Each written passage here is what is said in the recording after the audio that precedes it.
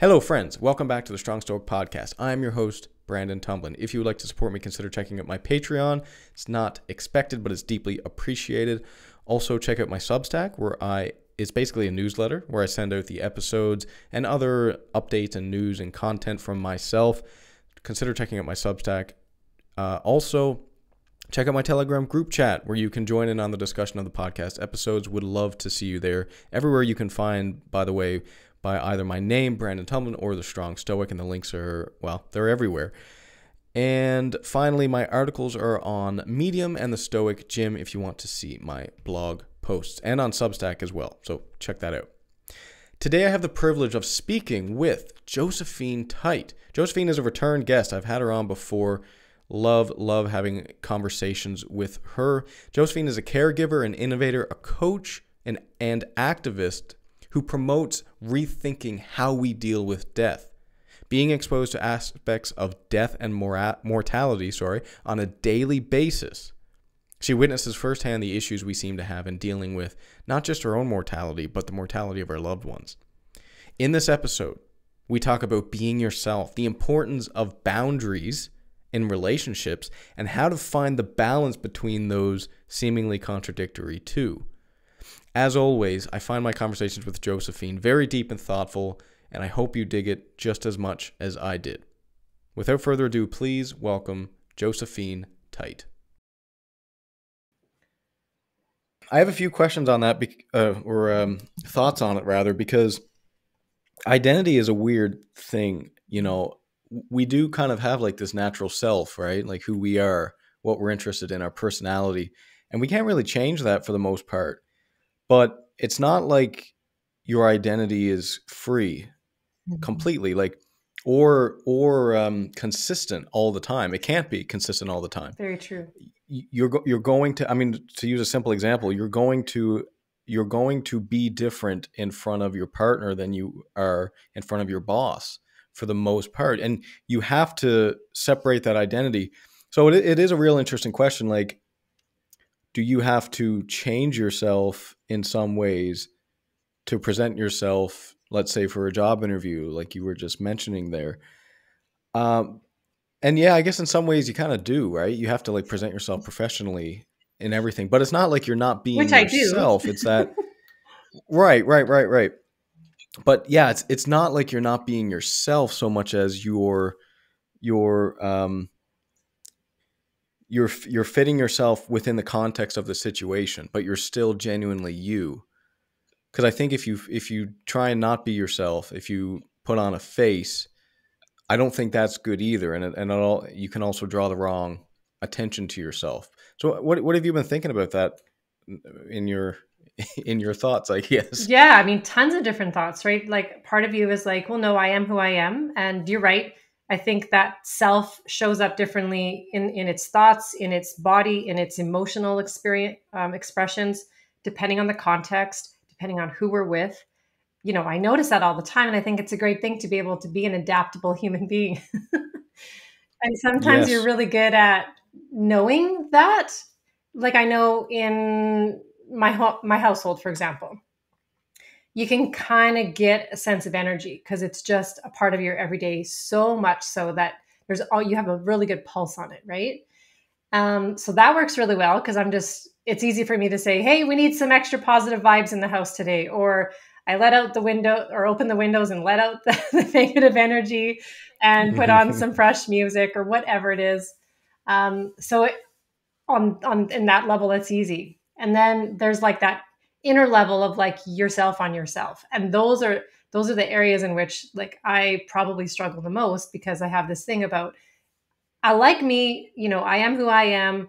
In August, I went skydiving. And one of the reasons why I went skydiving was because I was like, I don't want to live small anymore. Like I want to show up with all of me. To heck with whoever cares about what they think about that in some way, shape, or form. I know there's always these social contexts that drive how we show up for different people in different places. But I think it was more of an internal thing of I just wanted to show up this way for me. Because some people see me as, a very confident person. but I'm not always confident. Like I'd probably say I'm 80% of the time confident, but I'm not 100% of the time confident. And so I imagine myself if I was 100% of the time confident, like, wow, what would that look like? But then you experience something like that and you're like, yeah, I'm totally qualified for this role. And I, I know I can do it. I know the things I would bring to it. You start dreaming about like actually doing it and manifesting it. And then it's sometimes difficult to walk away. There's a lot of different layers of emotion around it because my first gut reaction was, this is great.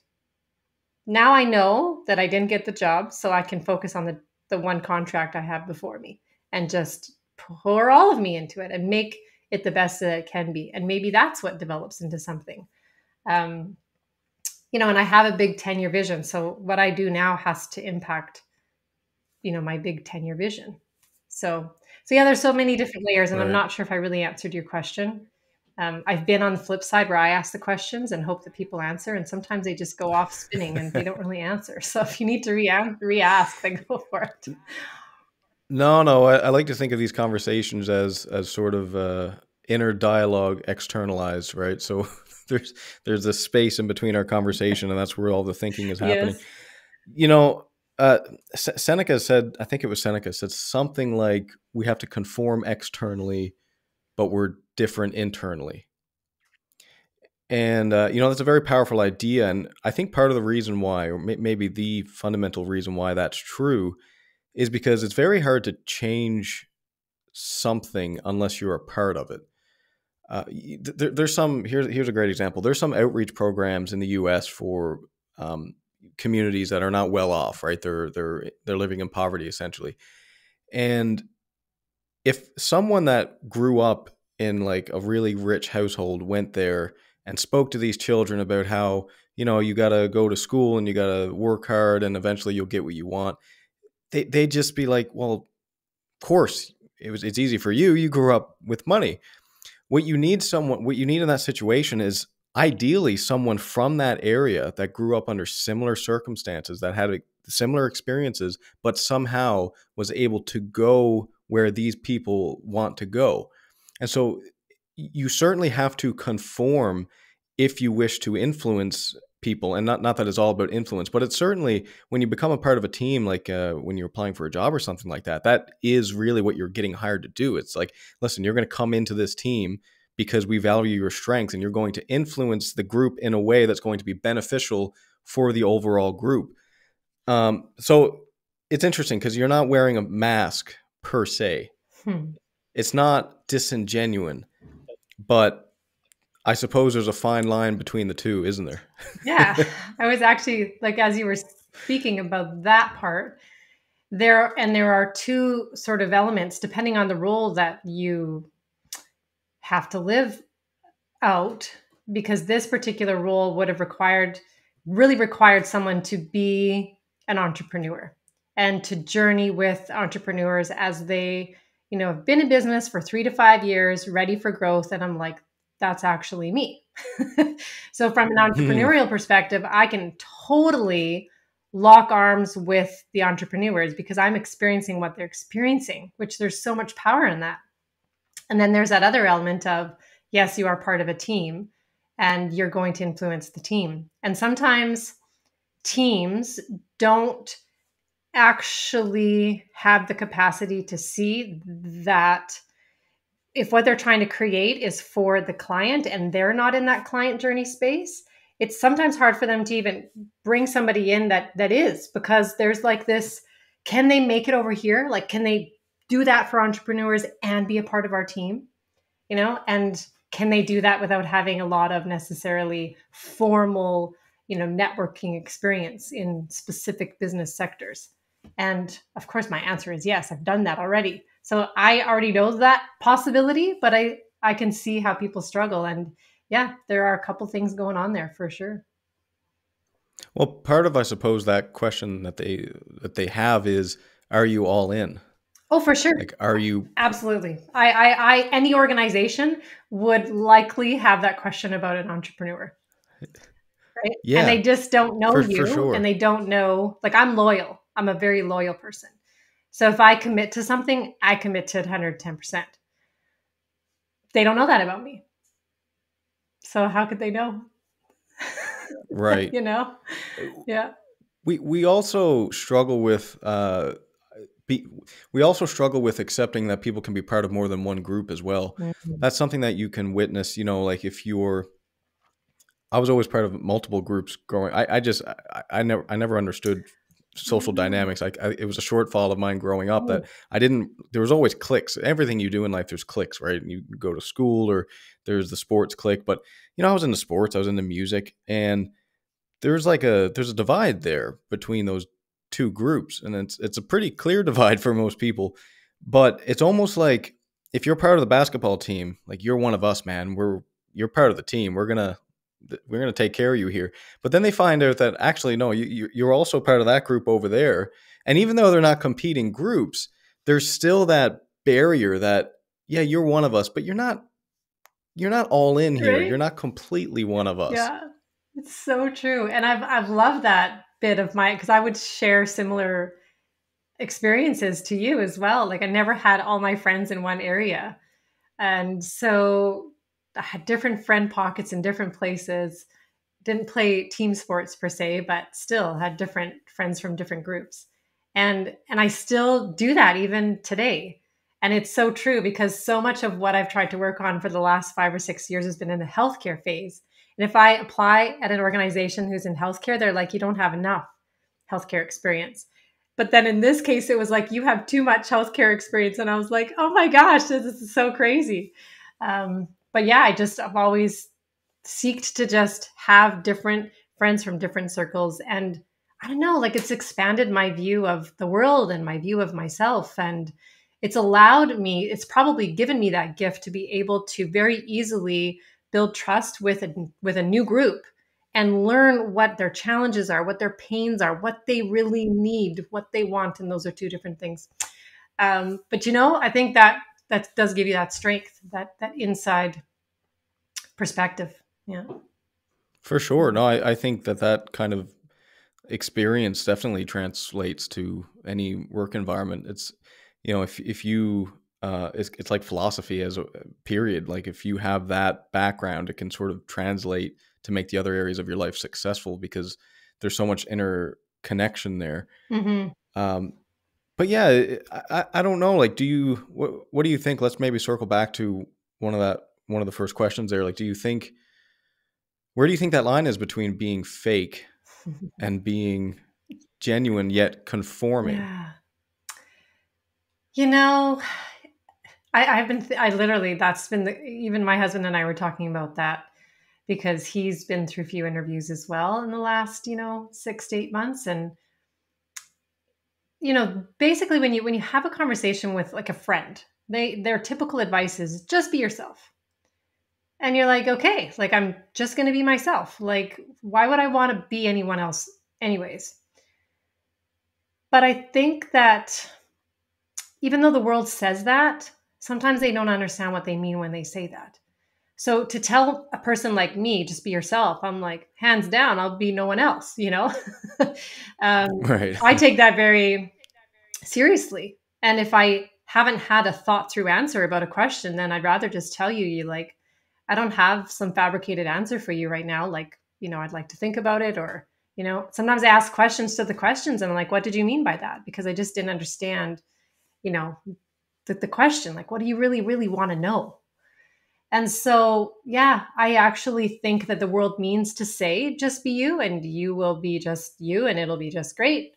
And at the same time, they're looking for certain answers. And if you're a person who knows how to put a mask on to give a specific answer that is in the language or the words that they're looking for, that separates you from someone who's just showing up to be themselves, who just wants to build trust, have a few conversations, and see if it works out, right? Yeah. Well, I think in that case, it is putting on a mask in some sense because depending, if you give people the answers that you think they want, that can certainly lead to, coming up with stories of things that you did that Well, portrays this the is this qualities is the that they're looking thing, and for, and right? I actually spoke with an HR professional who was guiding me through this process from the beginning of, basically redid my resumes to give it like, a business front. So I was already I mean, me, myself in the interview, I was like, I'm me. I could see how my experience was applicable, But at the same time, she's like telling me if I'm interviewing somebody and I'm asking them about conflict, examples, this is what I'm looking to hear from them. So I was like, wow, like she already knows what she's looking to hear from somebody. So when somebody asks a question in an interview space, not always, but like in the cases that I've been through, they already know what they're looking for in terms of the response that they want to hear. So, and then I think does that stuff suffocate organizations at times, because then if we're hiring people that are giving us the language we want to hear, and then we think they can do the job that we want to do, what else could be possible for those roles where we aren't necessarily giving people enough of a chance or having more conversations? Like, and also, how often have I been through an interview process where it's like a meet and greet in one interview and they make a decision, a final two at that point? I'm like, holy crap, like I'd be having more interviews, more people interviewing that person, because you need to get more than one person's perspective on somebody as well, right? So yeah, it's an interesting. I just think maybe after answering this and you bringing this up, I'm like, maybe organizations put the lid on and stifle growth because they're looking for a specific word, and the word isn't who the person is, and it doesn't necessarily reflect their capabilities and talents and strengths. Well, I would say the bigger the organization is, the less they, for lack of a better phrase, give a shit about your individuality.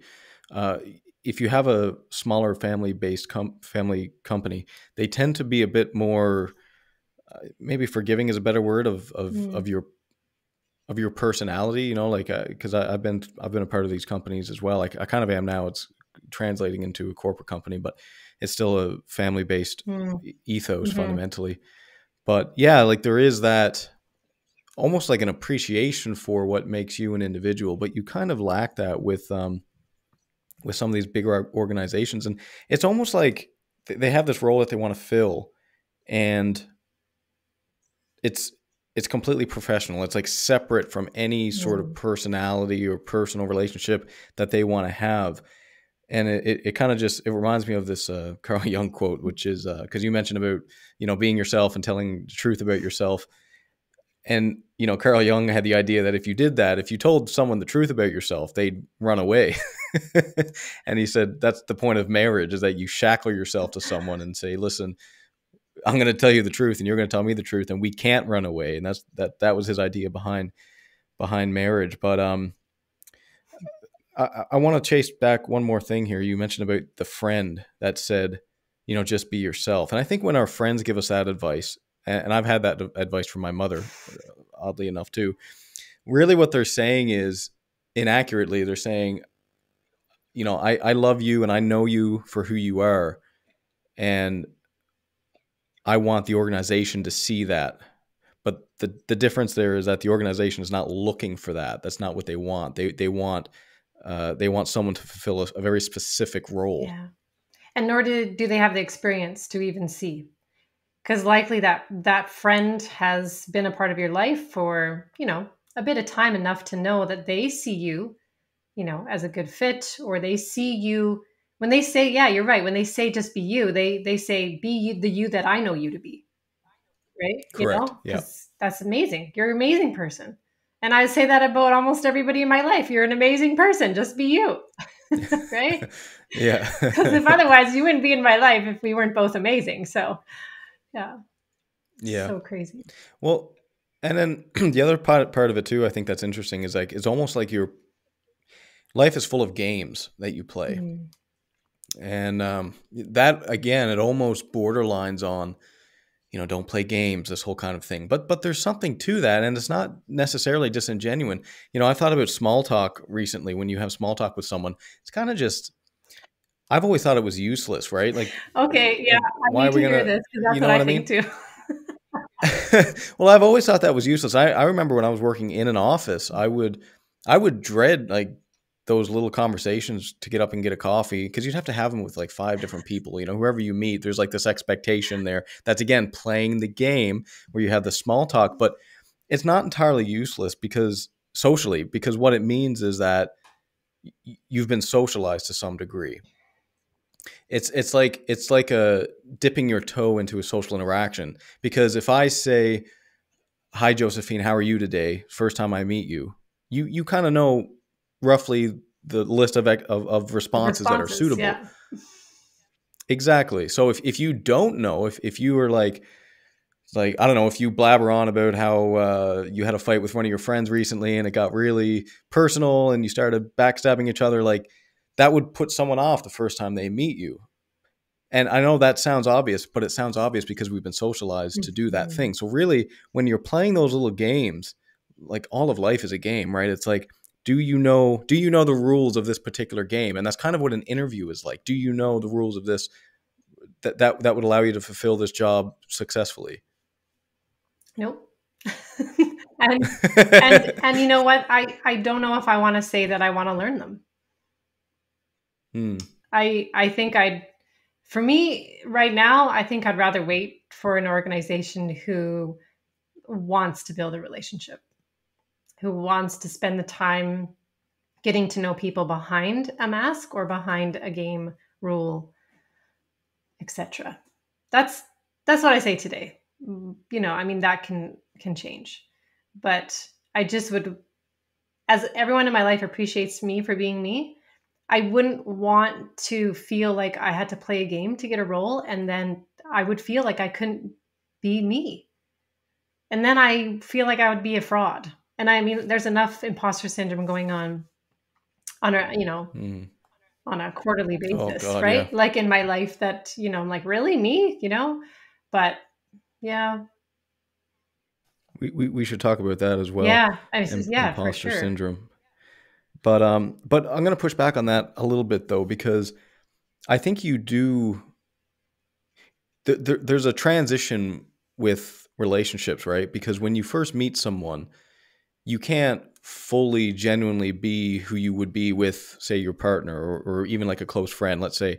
So there's this transition of the relationship. So when you first meet someone, you should probably shake their hand, look them in the Mhm. eye, introduce yourself, give them a little smile, something like that. That's like the first social interaction. And I think, like, I guess my point is that for you to gain any meaningful relationship in your life, you have to start off with sort of playing that game, and then slowly over time you transition into like a deeper relationship. What do you think about that? Yeah, I can actually see that happening in personal relationships for sure. I just don't have a whole lot of like experience in organizations with business relationships, because well, remember the conversation we had, about the boundaries, and blurring boundaries and Yeah. keeping things. And I was all for like, just blur them, and you're like, sometimes you need boundaries. And I'm like, heck, yeah, you do actually.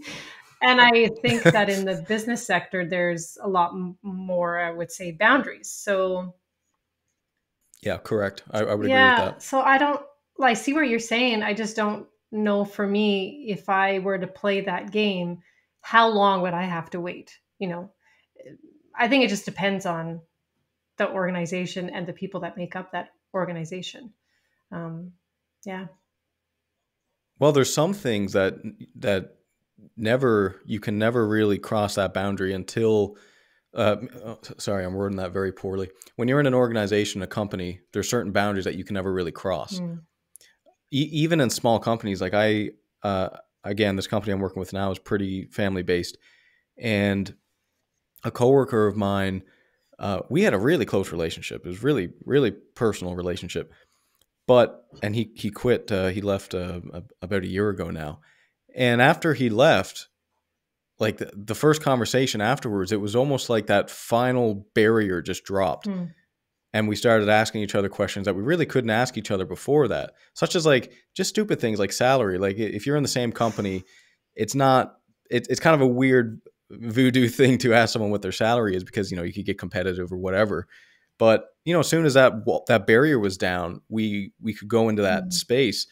So yeah, it's just, it's weird. And I would almost challenge to see, like, what are you trying to get out of that?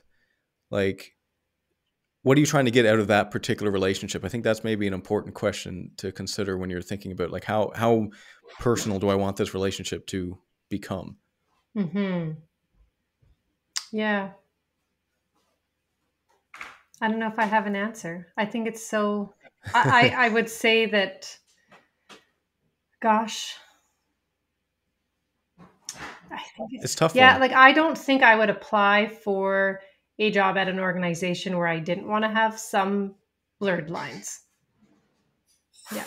So for me, there would be probably a blurred line. Otherwise, I'll just keep doing what I'm doing, on my own, contracting here and there, facilitating here and there. Um, and just you're still building relationships that way with organizations, albeit from a bit of a different angle.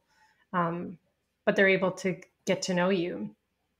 And that's a kind of a beautiful angle sometimes too, because they're able to see the what you do with others, like how people benefit from an interaction or an educational session or whatever with you. So in some ways, those are like the beautiful experiences for me, because you really see, like as a facilitator, when you see somebody have an aha moment from a conversation, from like as a coach, when you see someone go like, it's just like, oh my gosh, it's the most amazing feeling ever. So when you see then an organization see that happen, then they start to refer you. So now I'm at a point in my, call it, entrepreneurial journey, where people have seen that and now they start to refer me, but the person they refer me to hasn't seen that. So they're still not quite in having to had that depth experience with me. So they're even building that trust to get that like referral to something that's blossoming has not happened for me yet. So it's interesting. And I think maybe that's what you bringing up is possibly some of the reason why. So Yeah. I'm going to throw another perspective in the hat here just to make things a lot more confusing. Because I was talking to a psychologist on this idea as well, somewhat. But there's a boundary, a professional boundary between, say, a psychologist or a therapist and the client. And one of the reasons for that was because you have to be very careful as a therapist that you don't turn this into a therapy session for you. And that can be tough, right? And Carl Rogers thought that you had to engage and let the person change you, the client change you, in order for you to affect them. So there's that aspect as well, where you need to kind of give in a little bit, but at the same time, you have to keep some boundary, because there's a purpose to this, and the purpose in that case is a service to the client. And so I can kind of see this from an organization perspective as well, that that's how they see it, I suppose. Yeah, I guess I just got a bit of clarity on that. How they see it is, here's the job that we want you to do, and that's the expectation. And we have to be careful that we don't blur lines, because we start to lose that purpose. And I'm not saying that's necessarily good. I think it changes with the size of the company. The bigger the company, the less they want of, like, they want stricter lines the larger the organization, and the smaller you can kind of blur them a bit more. I wonder if they're asking themselves as often as they could, what other things are possible, or what would be the worst thing that could happen, like if we went this avenue. Like, I don't know. I'd love for you to just even share that perspective again too, because if in some cases where there's a lot of boundaries, we were to loosen some of those boundaries, that's what I'm saying is, what could be possible if we did that, and what would be the worst case scenario if we did that. Right. And then Well, flip I it mean, around too. If it's too blurred, right? What would be possible if we created some firmer boundaries? And what would be the worst case yeah. scenario in that situation? Well, and this is, yeah. So okay, yeah. So the smaller the company, the blurrier the lines. Let's say the downside of that is that you end up valuing you end up having people in the company sometimes that are there just because of the personal relationships. So it's less, they don't value the competence of the person as much. And I've seen this with Oh, smaller I've seen companies. that. Like, I can't leave. I would disappoint John. Like, he would, right? Yes, Yeah. that. But also, John's been here for 20 years and he's not that great at his job, but he's been here for 20 years and he's my daughter's Yep. godfather. And it's Yeah. like, we're not going to fire Yeah. him. Like he could burn down the building and we wouldn't fire him. Mhm. And sometimes that's not good from an organizational success perspective. Mhm. So what would be a good, measurement to have that boundary and blurred, you know, Mm, navigation? Because like, it's never just that you arrive at a place where it's this perfect harmony. I would imagine that it's constantly, shifting. So what would be a good, yes. gauge for organizations to use to know whether they are being too blurred or they are being too boundaried right now? God, I mean, I would say, and people aren't going to like this answer, but I would say financial success. Like, because the whole purpose of boundaries in an organizational perspective is to make the company successful. So if you're financially successful, then yeah, that's pretty good. And that's why as the company gets bigger, you do need to be more strict because you, it's just way too much to manage, right? But there's downsides to that as well. One of them being is that you can be less engaged into the company.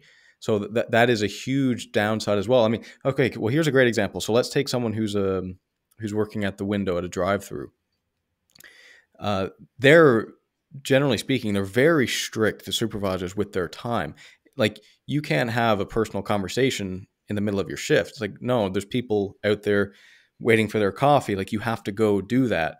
And if you try and do that, if you try and blur that line a little bit, it's like, no, we cannot do that Hmm. here. And then if you look at an office environment, it's generally speaking, it's a little blurry. It's like, okay, it's almost an expectation for there to be some blurry lines. What did you do the weekend? Yeah, did you have a good weekend? How was the wife? But you also can't blur them too Yeah. much because all of a sudden you turn into a therapy session in the middle of the the office kitchen. Yeah. So yeah, I don't know. Well, and I think that, so here's some of this one time I did a 3-part series, well-being series part for a seniors community for their staff. And so we learned some really good things about doing that. And this was the first time I'd done like a 3-part, and it was right in the middle of COVID. And so very burnt out, lots of loss, lots of changes to adapt to. And some people just stopped being themselves. And when I first asked the question at the start, like what small things fuel your well-being, nobody had an answer. So I had to shift like my entire approach. And I'm like, okay, what do you miss? Why don't we start there instead of, what currently fuels you? What do you actually miss? And over the 3 days, there was a staff member who just emotionally like let it out. She had been like putting a lid on it for so long that this permission, because that's what this was. This was this well-being series on like your emotional health and your emotional nourishment, and we weren't talking about that, right? During COVID, it was like, do this, you can't do that anymore, you must do it this way, and oh, now it's changing. And it was just like this constant, movement between tasks to try and get the job done. And there was no pausing, there was no processing. It was just like massive do and do overtime, right? So all of a sudden, this series gave her this permission to explore where she was at emotionally. And she got so emotional that she couldn't work. Like the lines got so blurred for her, and none of her bosses knew how to support her. And when I reflect back on, talking about that with the manager, and working through that and what else would we need to support people, I was like, well, first of all, I understand that there are major things that have to be done here. So why aren't we training, the managers, the leaders in the organizations to support people with the things that are going on in them emotionally. And that can look like something so easy. Like if you know how to just have an emotional conversation with someone and say like, oh my gosh, I get that you're feeling that way. And it takes like a minute, and you put a hand on their shoulder and you say, I know that's going on for you. And we also have to take care of these folks here today. And so what do you need from me? How can I support you to just, place that there for a little bit so we can focus on what we need to do, not to just leave it and never come back to it, but we can go approach it later. Like we'll figure out what you need, what I need to do for you, what you need to do for yourself, so that we can still do the work. Because I think people are this is maybe possibly some of the reason why people are scared of blurred lines, because they don't know how to then, but we still have a job to do. How do I have that conversation with someone to say, but this is the job we have to do. These are the tasks before us. These are the KPIs we need to achieve. Like those are all real things. But if you don't have emotion, you don't have engagement. And so that's the voice that I want to like bring to organizations, to say you can still allow somebody the permission to be emotional and have some blurred lines. And you can offer the proper support to say, we care about you. We need to do this now. And we're not just going to toss that into the garbage and not care about it. But we just need to find a way to place it over there for a while. And I remember talking to one organization about having boxes going along a river. And I'm just like, each box can hold that emotional space for you for now, like, and give the box a color and a name. And like, I don't know, maybe it's not a box, maybe it's a ball, like give it a different shape, whatever you need to do to just say, because we can't always deal with the really hard emotions like all the time. When we have things that we need to do, we have to find ways to process and just put it here for now, right? Like even writing it or having like literally, remember Worry Kit, like with my kids, we used to work with a team, and I think it was the OT that had like this like worry box, and each rock represented a worry, and then the kids just got to put their worry in the box. And sometimes it was a worry that was every single day, right? And we had to talk about it. And sometimes it was just one worry that just never came up again. It just got placed into the box, and that was enough to process that. So emotions to me are kind of similar. They're like, we gotta process them, and sometimes we just have to place them there because they're too big to process in the moment, So I don't know. That's just like maybe some of the reason why the blurriness is something people fear in organizations. Because and I think that organizations do address that to some degree, even the largest organizations, because what you have generally speaking, what you have is blurrier lines in your team. But then as you move up the hierarchy, or as you're looking at someone that's higher up in the hierarchy than you, the lines get a lot more strict. And so I know that's wordy, but I'll explain it with an example. It'll be really simple. So if you got divorced, let's say, or you're going through the process of divorce, you're very emotional, you're not working like you normally do. That's something that I think for the most part, you should be able to kind of tell your boss and say, listen, like, I got something really bad going on. I'm going to be here. I'm going to do my work.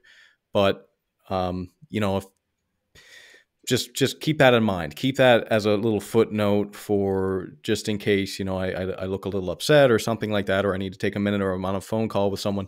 Just maybe consider that. And I think that's a place for the boss to do. Now, obviously, the boss can't sit down and give the guy a therapy session or girl a therapy session, but what they can do is place that context into the broader scope of their work. However, if his boss comes to visit to see how the team is working, that's not something that you would want to tell your boss's boss. When your boss's boss comes walking through, you want to try and put that in a compartment, and even more than you already do, and get your work done and present yourself as a team and present yourself as professional. And then if you go up another level, right to the CEO, that's like, there's very few things that you can actually have a conversation about with the CEO, because you're on a completely different level, and the boxes are so strict that basically all you can do is really have some small talk with the person or answer any direct questions. So I don't think it's completely absent from organizational structures. I think the issue that you run into with interviews is that you're talking often with, hopefully the boss that you're going to have is there, but it's still probably too early to have like any kind of personal connection. But you also have an HR person sitting there who they're looking at it completely objectively. It's like, we want someone who's not going to be a racist, who's not going to be discriminatory, who's, they're looking at this, like, make sure that you at least fit into this box of professionalism. So I know that ended on a note there.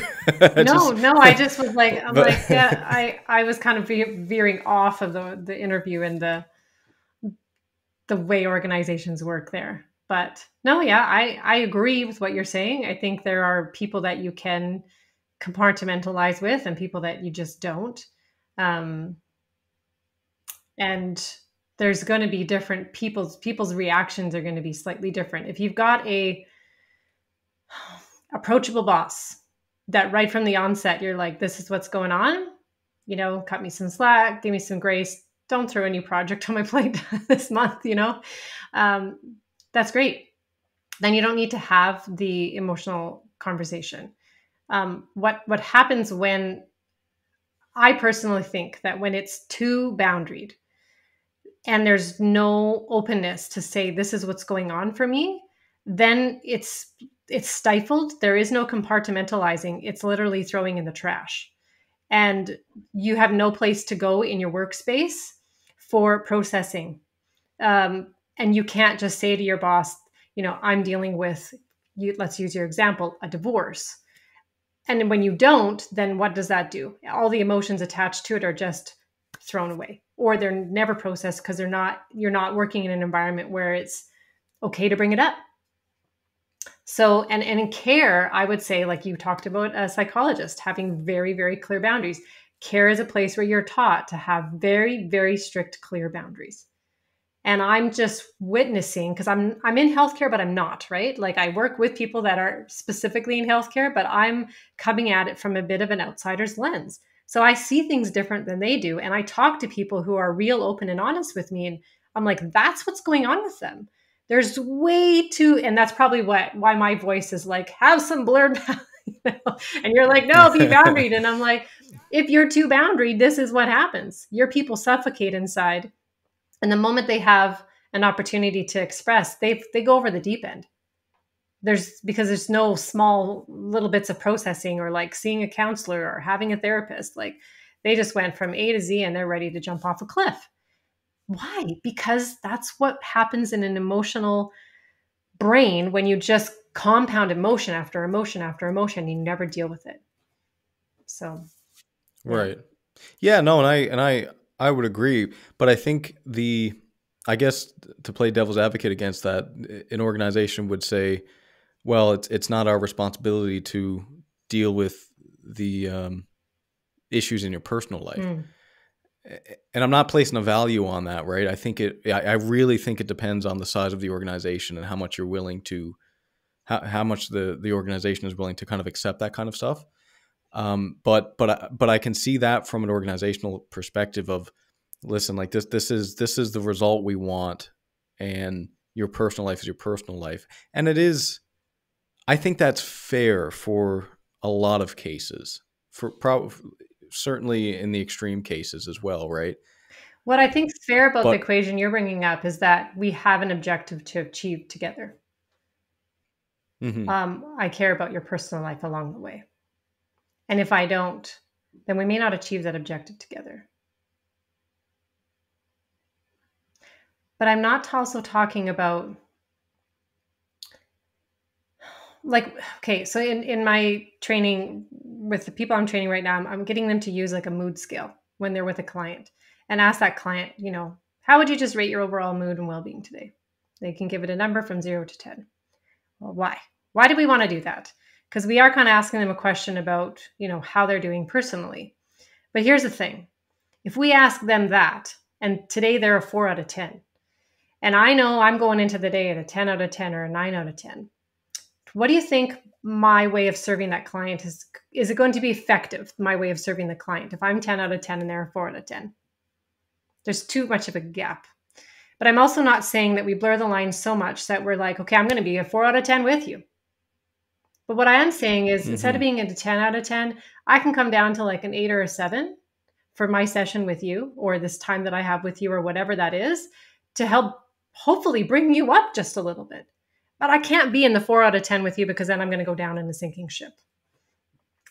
So again, I'm also still seeing a fear, like, well, what if I actually ask, how they're feeling? Are they getting support? Instead of saying, your personal life's your personal life and your professional life's your professional life, they both impact one another. I don't know how we can actually say that, with a very firm, like, there's just so much gray area. There's not like a black and white around this topic. There's so much gray, and it just so depends on, and who is that person? What are their strengths? Have they been working through it? Or are they, starting to turn to things that are actually harmful to them? Do I need to know about that?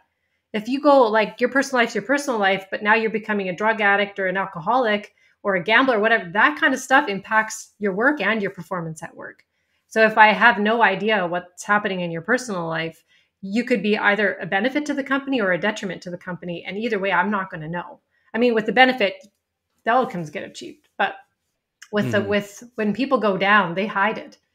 So it'll be how long before we're like, oh, it's been 4 years, 5 years, we haven't, achieved our sales targets. And now we know you've been gambling and you're drinking every night and you're coming to, but people hide things so well. It's even like when somebody with their family, where the family's like, they've got dementia, and they're like, the care provider's like, well, I don't know if I see that in this conversation with them, but they've got one conversation to base their assessment on. And the family's like, no, they have dementia. Like, you're not living with them, Right. Yeah. So I know you and I were like, I love those conversations around, the blurred and boundaries and what it's like to be, because I'm not in an organization. I only see the good or harm that happens when it's one way or another, but as from a bird's eye view, looking into the organization and spending time with the people who wish there could be more blurred lines. And I see their pain, and I feel like it could be different. Yeah. I think you're used to seeing the negative consequences of too much boundary, strict lines, too many boundaries. Yeah. And exactly. At the same time, but on either side of it, if it's too much, that extreme is just, I don't think it's healthy in either way. Right? If it's completely blurred or if it's completely boundaried, it's not healthy for both people. Yeah. So that I think we can agree on. And then we just have to find out where that place on the spectrum is for us. Yeah. And I think that really comes with context. Yeah. So I would say that the advice of just be yourself in a job interview is probably not great advice. But I don't know. It's interesting, isn't it? Because like, the best relationships you have has to start with a lot of boundaries, mostly boundaries. Like even if let's say you and I meet somewhere, and then we have like this amazing first conversation where we get really personal and we really talk, which is pretty much what we did when I interviewed you on the podcast. But even that, you have to start with, "Hi, I'm Brandon. It's nice to meet you." Yeah. You can't just go right into that, right? It's way too much. It's blinding. It's true. It's blinding. Like, the sun has to come up slowly over the hill. And so sometimes it happens in 30 minutes, and sometimes it takes 30 days, and sometimes it takes 3 years, but you are right. And sometimes never. Yeah. Yeah. For sure. Yeah, it does start with, "Hi, I'm Josephine." Yeah, absolutely. It has to. But, and listen, I mean, I think I mentioned to you last time we spoke about this, but I think I've struggled with that a bit personally too, is figuring out where those social boundaries are, because I did have I had trouble understanding that growing up, and I still probably do, to be completely honest. And I think you're probably in a similar boat where, you have, it's very difficult to find that balance, I think, for most people. And I think the safe bet for most people is to be conservative with it. And that leaves you safe, but it leaves you safe, but it also closes you off to the chances of connection with someone. And so there's a cost to that as well. So you might be the weirdo to get into a personal discussion a little bit too soon, and maybe you'll get socially shunned a little bit, which isn't so good either. But if rather on the other side, if you go through life and you never take a chance with that, you also never have any deep connections, because for you and I to have any personal deep conversation, one of us has to take a chance and throw out a piece of bait and see if we're willing to go that deep with the conversation. And sometimes the other person will throw the bait back at you and say, no, not today. And that's fine. Then you adjust and you move on with your conversation. But other times they latch, and then you end up slowly over time getting deeper and deeper as a relationship, and then you are able to have a deeper connection. Yeah, well, I'm the one taking the chance for sure, and I'd rather have fewer people in my life that are deeper in depth in connection than a whole bunch that don't go deep. Yeah, that's really what intimacy is, I suppose. I have emotional intimacy with a lot of people in my life. It is, and it's I love it. I just love it. And like every person that I've brought on my show has been like somebody that I know to some capacity. I'm getting to the place now where people that I don't know are coming on. But it's interesting to see that those people are willing to go pretty deep, pretty quick. And that is the me that I put out there. And that's the me that I discovered that I wanted to put out there, because that's what matters to me. And connection is a really big word that a lot of people have a different definition for. But for me, the definition for connection is like deep, like you fill my soul. That's why we're connected. Mm-hmm. That's pretty deep. Filling somebody's soul is, a pretty deep thing. It's not superficial. I can have superficial conversation. I do have superficial conversation, but I can only take so much of it. And then I just will vert to just, either be alone and have deep connection with myself or like myself, because I'm just like, I just can't, like networking events, one every 6 months max. Like I just can't do it. Yeah, those are weird. Those are weird when your networking events are basically something like, listen, we can both mutually benefit off each other, so here, take my number. It's just it's so weird. Then you set up a meeting, and then like the person's like, here's my entire like client portfolio package for you, because I want you to be my client. And I'm like, I thought we were just meeting to see like where the overlap was, Right. Yeah. Right. Yeah. So they're looking at very, very much use case scenario. They're treating it like a product. Do you think that takes a toll, having more? Okay. Well, hold on. First of all, I have to say that I think that the deeper connections at this age is something that we need to value a lot more as a society. So I think it's wonderful that anyone is like yourself, is so passionate about that and forming that, because most of the conversations we have today are very superficial. Most of them are, we got 1,000 Facebook friends, but we have no friends that we could call if we're pissed off about something. And that's a real bloody shame for something that we call life. At the same time, do you think each of those relationships takes a toll on you? It could. And again, this comes to your level of emotional intelligence, call it. Because here's the thing. There are times when I have capacity to be connected to the soul of another and have them be connected to me. And there are times where I don't. But I know when I do and I know when I don't. So if I don't engage at that depth with that person. Or I can even say to them, I don't know if I can handle a conversation about that right now. So that becomes, are you self-aware enough of who you can be for yourself and who you can be for others and who others can be for you? Because it's the same thing. If I need, someone to talk to, my husband, I'd love it to be my husband all the time, but it just can't be. Right? He is my soul mate. He is my partner for life, but he still can't help me through every single emotional conversation or soul connecting conversation that I need to have. And so Right. yeah, it can be difficult. And then it also can be a beautiful blessing, because why would you want to put that pressure, solely on yourself to take you through, or solely on that one person in your life? So in some ways, if you have more people, then that's like having more resources. And if you need to, like, this has been an amazing conversation, and now I'm just going to be feeling so free in my heart and soul to move through my hike today. and that hike is going to be even more like invigorating to my soul than it was going to be before, because I've been able to have that soul type of in-depth conversation with you.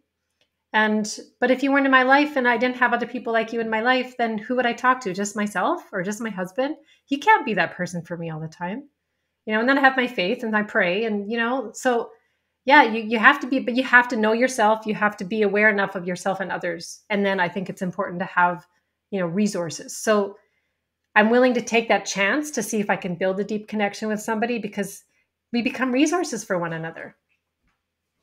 We truly do. So it's just like, now I have different people in my life where if it's about a work thing, I know who I'm going to talk to, right? If it's about my relationship with my sister, I know who I'm going to talk to, So, yeah. Right. But Yeah. Beautiful answer. yeah. Beautiful answer. I think it's important to not put all that weight on one of your friends or your partner. Or yourself, Or and I yourself. think that's the Yeah. thing. That's why connection is important, because otherwise it's you and yourself. And I think there's so many people that are just so lost inside themselves that they have nobody to talk it out with, get clarity through. Look at how much clarity, you were even gaining moments of clarity as you were just speaking some of the things you were speaking. That's the power of connection. And so, Brandon, that's why I'm so strong to say I wish companies would take a chance, because I really wonder what would be possible. I can't promise sunshine and rainbows, but I think something else would be possible. And I think we'd be surprised at how beautiful a garden we could build and grow.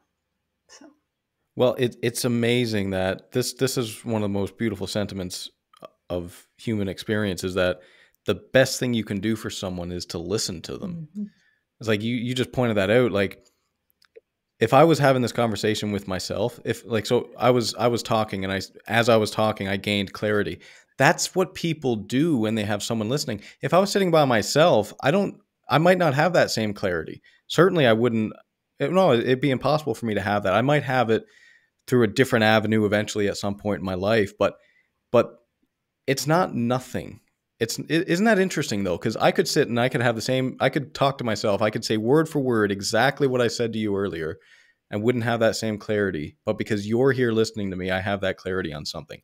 And so the most beautiful thing, and one of the most beautiful things in human experience, is that, Jesus, all you got to do is listen to people.